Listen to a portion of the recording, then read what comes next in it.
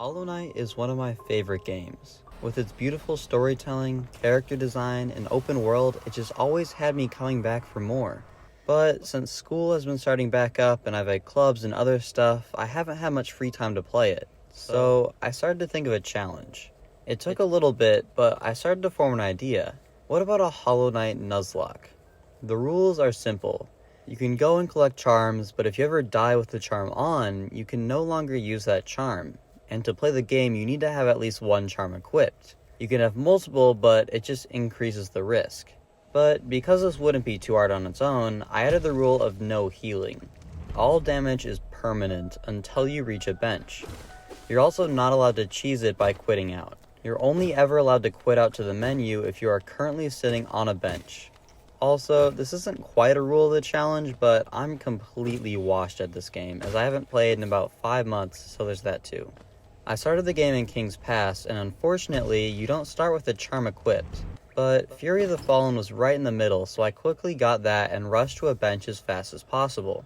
I did lose a mask to a Vengeful because I'm bad, but if there was a risk of me dying here, I think the challenge would be over before it even began.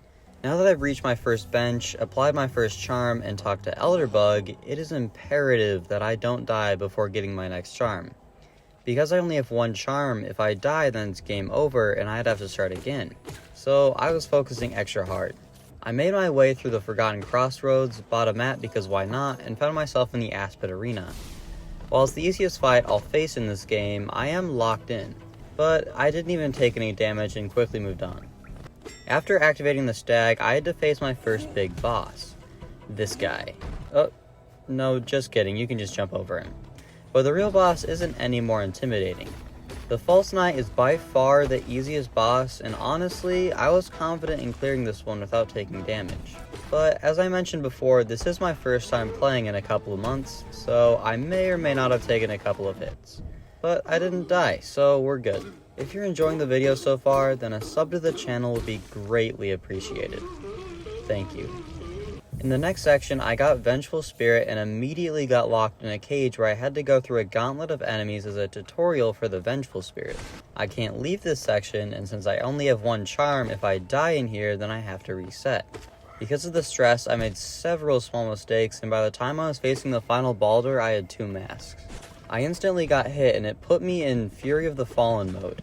I do have increased damage, but if I ever get hit, the run's over. With Fury of the Fallen's extra damage, I was able to kill the boulder and pick up my second charm, the Soul Catcher. Now that I have an extra charm, I basically have an extra life. I still need to be careful, but I can be a little riskier if necessary. Before going into Green Path, I slayed the Gruzmother, activated Sly, and bought a charm and a mass shard from his shop. Green Path wasn't really an issue if I'm gonna be honest. There are a ton of benches throughout your path, and the enemies have very predictable patterns that I don't often get hit by. But there was one very stressful moment. My first encounter with the Moss Knight did not go so well. He lowered me to 1 health before I managed to kill him. I then had to sneak past loads of enemies, leave so to die, that was the easy part, and finally find a stag station to bench at.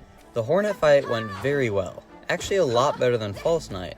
I'm a lot more warmed up to the game now, and I only took 1 mask of damage. Now that Hornet's dead, I finally have Dash. I considered exploring Green Path a little bit more, but then I decided against it and headed directly towards Mantis Claw. I made a short stop at Sluber's shop to buy Shaman Stone, and then went straight into the Fungal Waste, where I immediately got hit onto 1 HP. I made a very stressful trip downward, making sure I didn't fall into any acid until I got to the Leg Eater's bench. The Leg Eater is a very powerful NPC in this challenge. He sells 3 fragile charms that break if you die with them. You normally have to pay a lot of geo to repair it, but for us, it's just broken forever. Since they're so fragile in a normal playthrough, they're very powerful. Fragile Strength gives a 50% buff to your nail's damage, and Fragile Heart gives you 2 extra hearts. I didn't have enough to buy anything just yet, but I will definitely be revisiting this shop. I went down and decided to fight these massive mushrooms for the charm notch. I probably won't use it as I'm not brave enough to have several charms equipped at once, but maybe in the future. As I continued on towards the Mantis Village and the next bench, I took my first death. The Mantis warriors are very formidable and I had very low health. It lost me Gathering Swarm, which is kind of annoying, but who cares. Even on my second attempt, I got hit down to 1 HP before finally making it to a bench and healing up again. I picked up Dash Master as it's right next to the bench and then had to face the Mantis Village. My first run through had me flicking the switch, getting Mantis Claw, and then opening the entrance to the actual Mantis Village. Then I went and healed up before heading into the village. My plan was just to go straight into the fight, but you first have to do some parkour over spikes and fight a couple of enemies. So after opening a couple of doors, I decided to heal up one more time before the fight. I also picked up some lifeblood hearts on the top left part of the arena for some extra insurance. The Mantis Lords is a very fast-paced fight, and because of this you don't normally have time to heal that much, but it was still very stressful. Throughout the fight I lost 5 mass to the boss, meaning that if I didn't grab those lifeblood hearts, I would have died. After defeating the Mantis Lords, you get some Geo, the Mark of Pride charm, and perhaps the greatest reward of all, another bench. You also gain the respect from the Mantis Warriors, and they no longer attack you or harm you unless you harm them first. The next destination I wanted to hit was the City of Tears, but to get there I had to do some parkour over thorny plants. It's not very difficult, but I still managed to die on it, losing Soul Catcher. So I put on Steady Body, another pretty useless charm, and tried again. I made it to the halfway point with 1 HP, which is absolutely wild. The parkour is not this hard. I had to make it hitless back down to the bench and then come back up. Thankfully on the third try, I finally made it all the way through. If you couldn't notice from the Mantis Lords, you'll now for sure be able to see that the enemies are getting harder. At the start of the game, you just have these bugs that fly and walk around and basically sit there as you kill them. But now I'm facing these blue guys with varied attack patterns and weapons. And since I'm not strong enough to one-shot them, I almost always take at least a mask of damage to each of them. This caused me to retreat more often than I would fight because it's just not worth the risk. But this also makes Geo super tight and I still need to buy quite a lot of items. My first stop in the city was to try and remedy my problem of strong enemies. I went to the nailsmith and upgraded my nail for 250 Geo. While a stronger nail is great, the City of Tears is such a jump in enemy health and difficult attack patterns that I'm still in for a rough time. The first thing I have to do is go through a gauntlet of enemies to unlock a door. It got me down to 1 HP and I had to carefully make my way back to the bench with Coral. The last bench before the boss fight is this one by Cornifer, and it's a ways away from the boss fight. After this bench is one of the most annoying enemies in the game, the Soul Twister. These guys will randomly teleport around and then shoot homing balls of death at you. Before you could fight the Soul Warrior, you have to climb up this path with 3 Soul Twisters and flip a switch. But on my first attempt, I died losing Steady Body.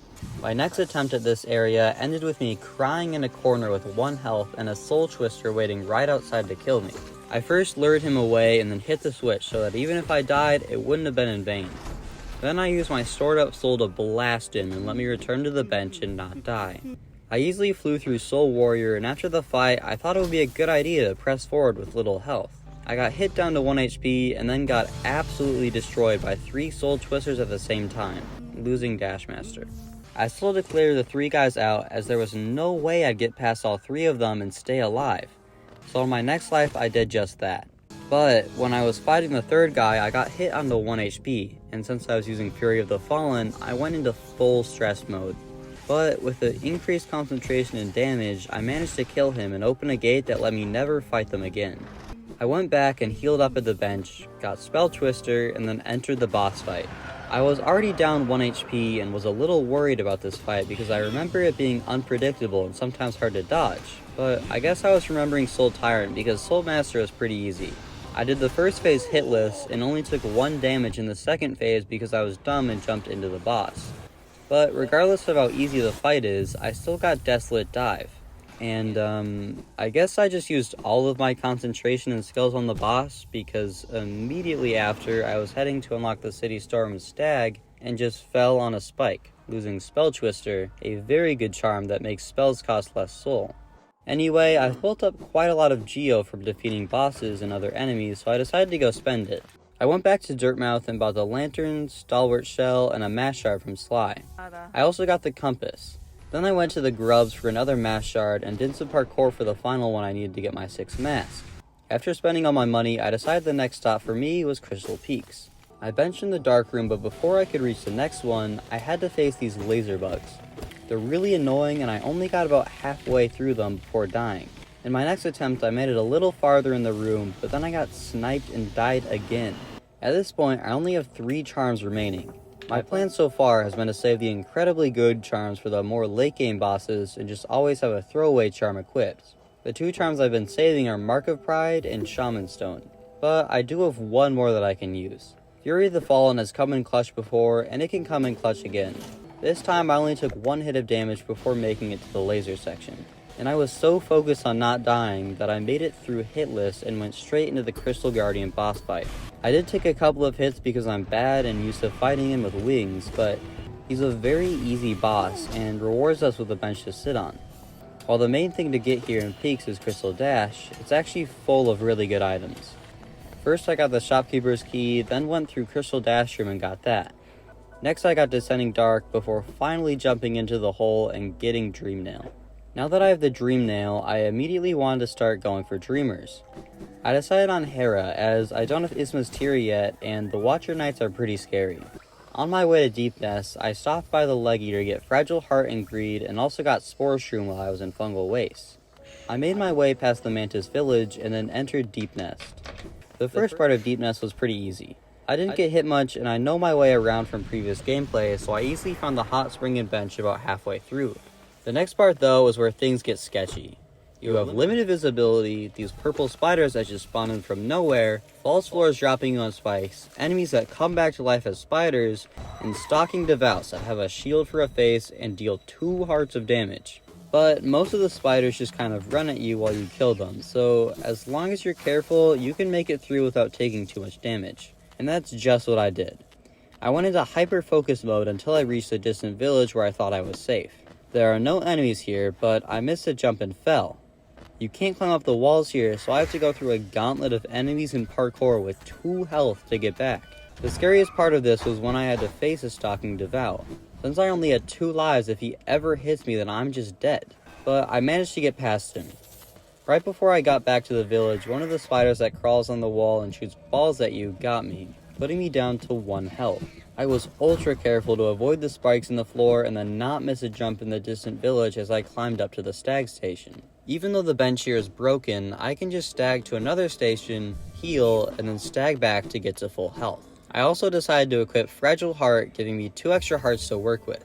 I usually try to save the good charms, but this can be a very hard part of the game. I very carefully made my way back down to the main web. You might be wondering why I went to all that hassle to go heal with the stag when there's a bench right here. Well, Hera's Den is filled with stalking devouts, which can be scary, but since they have such a long reaction time to avoid their attacks, I only ever ended up getting hit once. And that was only because there was this platform blocking my retreat. This made it so I had to jump and dash to get away, and I wasn't ready for it the first time. Since I was able to take care of all the enemies, I quickly made my way to Hera and beat the crap out of her until she gave me her soul. It took me about 20 minutes to find the exit to this place because it's such a maze, but I got to play with the creepy dude's skulls for a bit before leaving. The next dreamer that I wanted to get was Monomon, but first I need to get Isma's Tear. I stagged to City Storms and made sure to pick up a simple key in this big room on my way down. I made a quick stop at Lem to get a lot of Geo and then entered the Royal Waterways. Before going to get Isma's Tear, I decided to head to the left and pick up the Mass Shard. Then I went back to the right and faced off against the Dung Defender. Usually I damage tank in this fight because you get so much soul and it's so easy to heal, but this time I decided against that. I played carefully, just trying to avoid him more than anything, and beat him with 3 health remaining. After activating the switch, I can now go and claim Isma's Tear. I did some crystal dashing and found myself in an arena. Immediately this dude spawned on top of me and hit me. After that I only had 2 health, which quickly got whittled away. This lost me Spore Shroom, so I equipped Deep Focus. As both of them relate to healing, they're useless, and I'm not sad about sacrificing them. The next time I got to the arena, I was able to make it through even though I still got cheesed by the first guy. This allowed me to enter Isma's Grove and collect Isma's Tear. Since the bench is pretty far away, I died on my way back to some fluke phase and lost Deep Focus. I decided to equip Defender's Crest, which makes you smell so bad that your stench can damage enemies. Since I had quite a bit of cash, I decided to go spend some money. I went up to Dirtmouth and got the Elegant Key along with a Mass Shard from Sly. Since I had 3 mass shards, I went and fought Brooding Moloch for the final one, which got me to 7 mass. My final purchase was Fragile Strength from the Leg Eater before hopping in some acid and traveling to the teacher's archives. I was originally going to leave Defender's Crest on as this boss isn't too hard, I don't think I need a good charm to beat it, but then I realized that that's a terrible idea, as Defender's Crest could hit an Uma, causing it to home in on me and explode, taking 2 of my health. So instead I equipped Fury of the Fallen. And it's a good thing I did, because I got hit down to 1 HP during the fight, and the increased damage helped me finish him off immediately. I beat a Monomon a bit and then left the teacher's archives. Before I went to face the Watcher Knights, I decided to upgrade my nail again. The first time you upgrade, you only need Geo, but after that you need to get Paylord. There are only 6 of them in the game, and I decided on the one located at the top of Crystal Peaks. I first had to pogo this crystal and wall jump precisely to get into the cave. Then I had to parkour and climb between tons of laser shooting guys and these awful crystal shooting flies. My first death came at the hands of a fly, and I lost Fragile Greed. Then I died in the exact same place before killing my Shade, which not only lost me another charm, but also lost all of the Geo I had collected. On my 3rd try, I finally managed to get up there and not get destroyed, only to find this. You're intended to use double jump, which I don't have. You could also pogo off of the fly, but I forgot about this part and just killed it. So all of this hard work and the 2 charms I lost were for nothing. I still wanted to get a nail upgrade, and the next easiest way I could see was to get 300 essence. I had to travel around a bit, but after killing Zero and Elder Who and collecting some Whispering Root essence, I had enough. I went into City and upgraded my nail. With the elegant key that I bought earlier, I opened the Soul Warrior refight. Even though they revamped him a little bit, he's as easy as ever, and now I have Shade Soul. With all my preparations done, it's time for the hardest Dreamer, Lurian.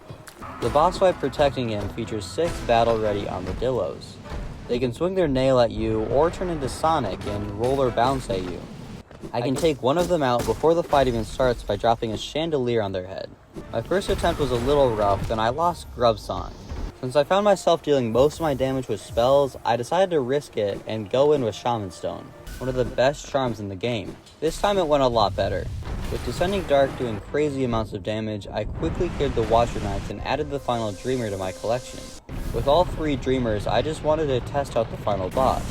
I equipped Mark of Pride, which makes your nail longer, and then proceeded to get absolutely curb stomped. When I first fought this boss, I had a fully upgraded nail, 9 health, quick slash, unbreakable strength, unbreakable heart, and Mark of Pride, so I could damage take and completely destroy him. But right now, I have none of that, so I have to think of a different strategy. I decided to go and get Monarch Wings. The Hollow Knight can't swing his nail upwards, so if you use Monarch Wings and dash, you can pogo his head a ton with very little risk of getting damaged. He can still jump and hit you, and when he goes into later phases, this stops working so well, but for now I need it. I went into Ancient Basin, killed Broken Vessel, and got Wings. You're supposed to do this way before the final boss, so it was pretty easy. Anyway, I went back, and even with the new strategy, the boss was still destroying me. I tried with Unbreakable Heart and made it further than before. I tried with Unbreakable Strength and made it even further. And then I tried it with Shaman Stone. My main strategy so far has been to pogo on his head until I have enough soul to use Descending Dark on him. With Shaman Stone, this does a ton more damage, and I was able to lower his health further and further. He started spewing infection from his body, but I dodged it.